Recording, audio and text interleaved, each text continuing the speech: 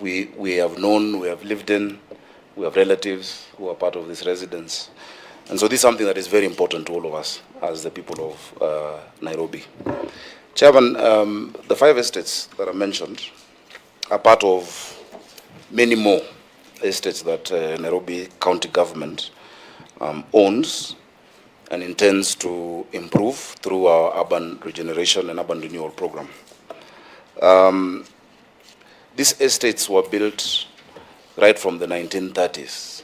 If you look at Ziwani Estate, Ziwani Estate started, the blueprint was in 1939, and it was the lead architect and consultant there was one G. Fletcher. It was one of the first African decent housing settlements in the city. Before that, Africans were staying in squalor and in really terrible conditions, as has become the case now in many parts of the city and many of our urban areas. Jericho is also one that is historic from the 1950s. It's an estate that has produced a lot of Kenyan heroes. The first person to raise our flag, hoist it on Mount Kenya, Kisoi Munyao. We've had Napunyi, the boxer. We've had Barack Obama Sr.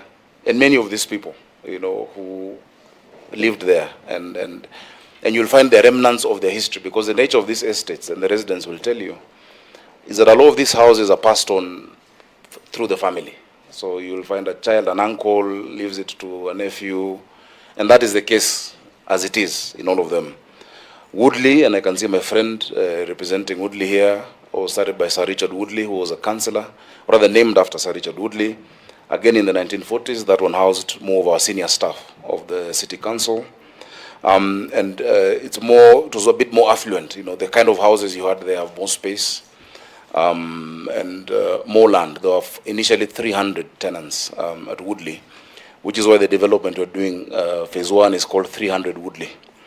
And I can go on and on about all of those. Jericho, of course, is named after a prominent Kenyan politician who was assassinated, Ambrose Ofafa, during the clamor of independence, And Mbotela was also murdered at the same space at Bama, which was later torched. The idea at that time was to create conflict between communities and to make the Western communities, that is Luyas and Luos, blame the Mau Mau for those murders. And so as I close that, at that time, a lot of work went on. Jaramogi Oginga Odinga, together with Tomboya, would go around Makongeni and these estates preaching peace, telling people don't react, don't respond, and we go to our independence.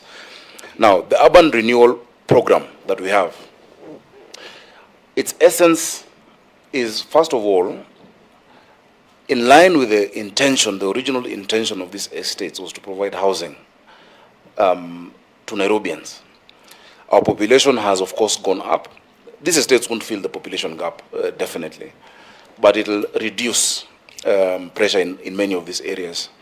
And the example I can give is Woodley, where the first phase of 43 units are giving way to 1,975 units. There are 1,975 families who will be able to have a decent house and an apartment with all the amenities that come together with it.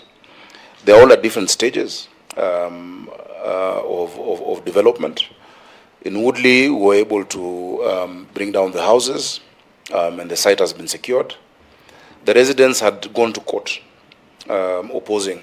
And I understand when you live somewhere for so long, you're sentimentally attached to that place. In fact, you consider yourself an owner. Yet the courts agreed with the county that the county is the landlord, is the owner. And so long as the plan has gone through the proper process, the county can redevelop these estates.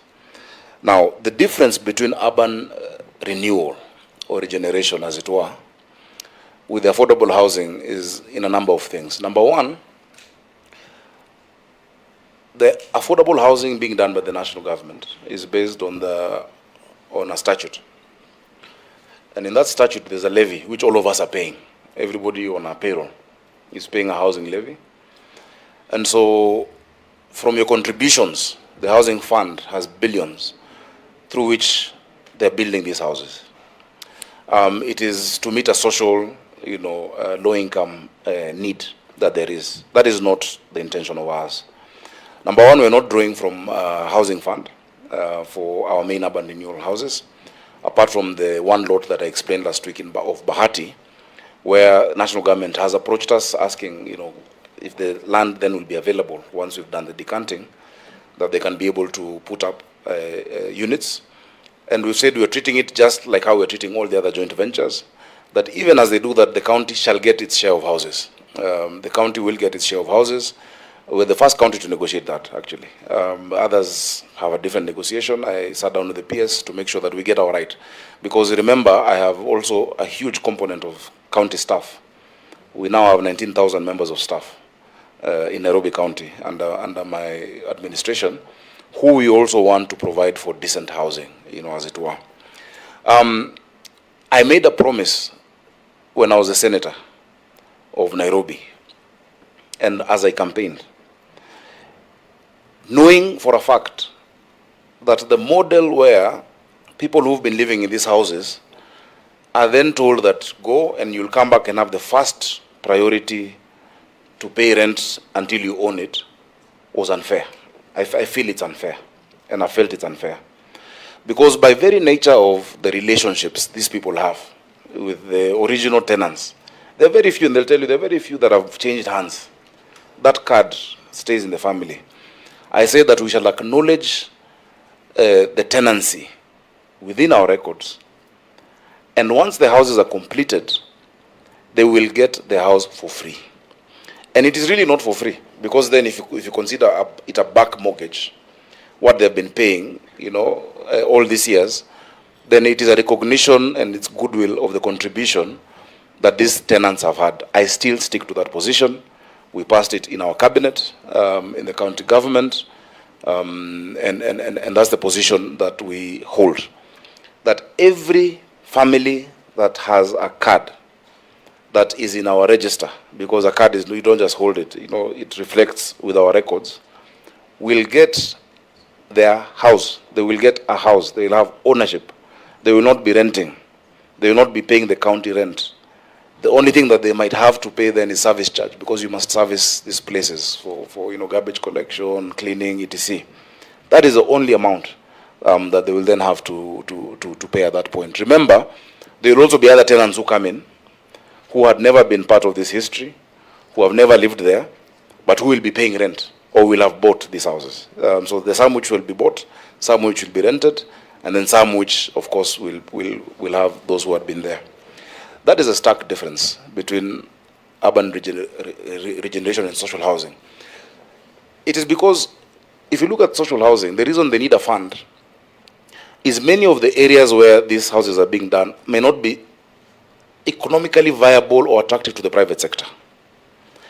But our estates are very attractive to the private sector, which is why, if you look at the tender we did, they were falling over each other, to come and bid for those slots.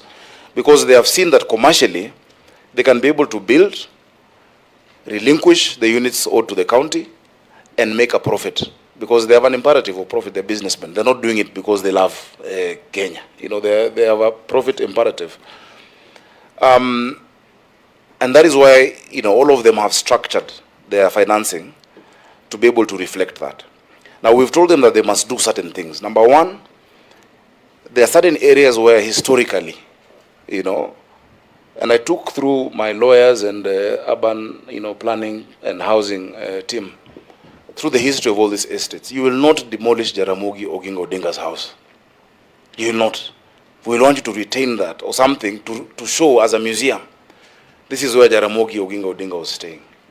You will not go to Shauri Moyo and take down the house where Tomboya used to stay in when police would barge into his house, during the time of the Kapenguria 6 and find him with Julius Nyerere and with a small leather pouch where he'd collect money to pay Dennis Pritt, the lawyer for the Kapenguria 6. It would be so bad to lose that history. And there are many other examples. And these houses also should provide, if you go to Jericho, boxing is big in many of these estates. We need those social amenities to be put into those estates. Whether it is a new social hall, a bigger one, whether it is also maintaining Camp Toyo, which has gone into dereliction because it was being run by CDF, we've asked for it, and many other examples, Chairman. So I think that gives you the background and the history. I will ask my chief officer, the CEC is also here, Senator. CEC Patrick Mbogo is here. But I'll ask the chief officer to just run us through the specifics now of those 5 estates. In addition to the allotment, and the Woodley residents will tell you, those who signed and agreed with the county have all been given an allotment letter, which has force of law. An allotment letter is like a title deed. You can go get a loan with it. You know, it is proof of ownership. It is legal tender. It is recognized, and they've been given. But we also compensated, and I can't even call it a compensation, because it is not your house we have taken. Your landlord is giving you rent to go pay elsewhere, and a house to come back and stay in. In fact, the courts were very surprised that that has never been seen or done. But our thinking is, the imperative of the county is not to be profit-making. You know, we're not trying to do business with our people. If 43 houses are giving me 1975, and that's just one example, my chief officer will give you the breakdown of the others, then it would be so greedy for government to also want to press harder on those 43 that have yielded, or of those 20, you know, or others. So, Chair, I will ask Chief Officer to then take us through. Just a point of order, Chair, before the CEC comes in. Senator? Yes, Governor, it's good to give that broad background. We like to ask some specific questions just about the things you've said. Yeah. Number one, with the negotiation with the national government about Bahati. Yes. What is the percentage housing the county government is getting? Number two, there is a report in today's dailies about people allocated this affordable housing, ending up selling them. We want to know what measures have been put in place by your county government to ensure that beneficiaries of all these units cannot resell them. Thirdly, when you were here last, you told us about this cabinet memo for the existing tenants to get their houses for free. Have you now submitted that cabinet memo? Because we need to see it. And lastly, a copy of that allotment letter, has that been supplied? Thank you, Honorable Chair. Okay, let me answer those. On Bahati, we've not yet gotten down to the specific percentages.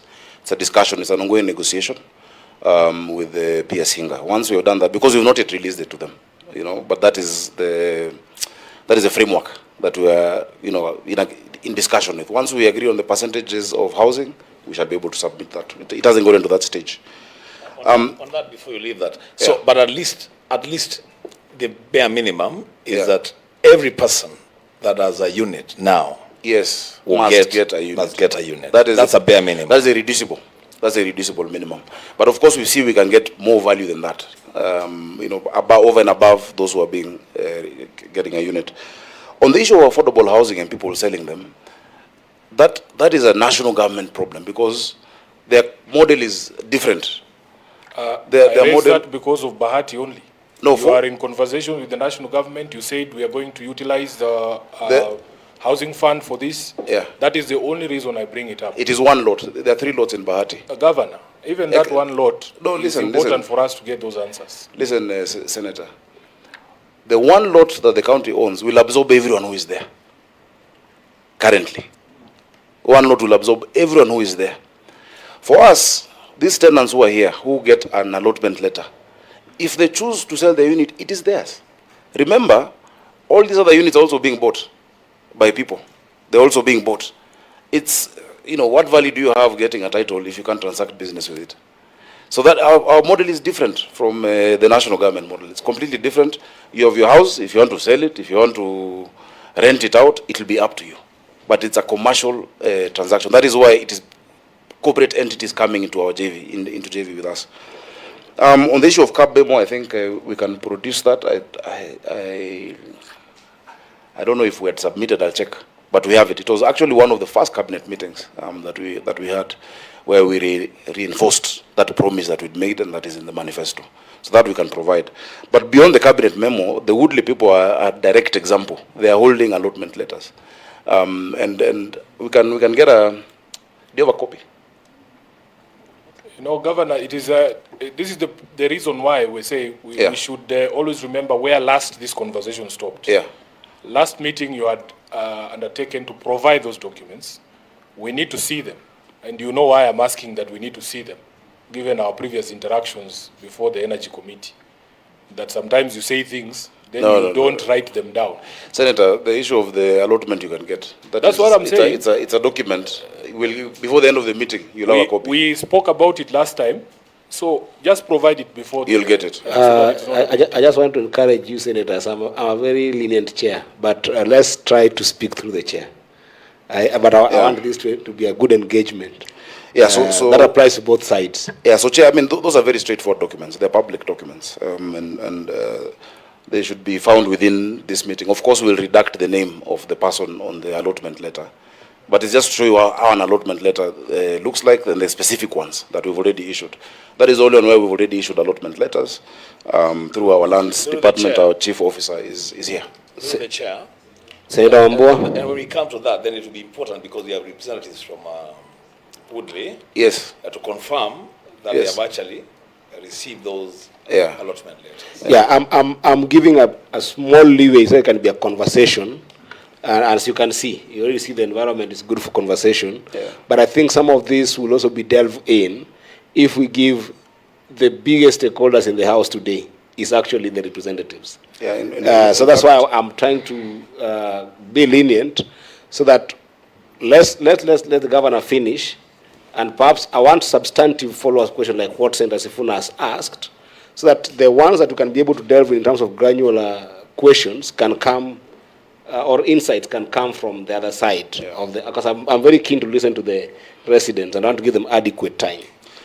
So I don't know whether there's any other senator who has got any substantive follow-up, but if there isn't, I wanted to request that perhaps Senator Sige puts herself on record. She's a member of this committee and she just walked in when the governor was presenting. Thank you very much, Chair, members and guests as well from the governor's team. My name is Senator Christopher Sige. I'm a member to this committee. Senator Chute, I see you want to say something? Yes, thank you very much, Chair. Very quick one. In the last time we had a conversation with the governor, the percentage for the county government of Nairobi was 30%. My question would be, if he's going to have a deal with the Department of Housing, how is he going to expect to get the 30% and at the same time give the land to the housing department for affordable housing? How does it work? Governor, please, may you respond to that? Chair, the 30% varies. The percentage varies based on the value of the land. Remember, we discussed that. The value of the land vis-a-vis the development. You might find a place where the value of, if the land is 2 billion shillings, Senator Chute, through the chair, and then you add the entire development and it comes to 6 billion, then you're talking 30%. But if the entire development comes to 10 billion, it cannot be 30%, you know. And I think I gave examples of how you then have a graduated scale of ownership of the JV based on different milestones. What we're trying to avoid is what happened in the coast. And I know you're very passionate about that because it left people with a bad taste. And to be fair to them, and also to be fair to the first administration of Nairobi, remember, no county had done this before. You know, that's why we have our challenges in Pangani and in, what do we call this, in Jivanji. But those challenges are being unraveled now, and we're sorting it out, you know. The issue of the title deed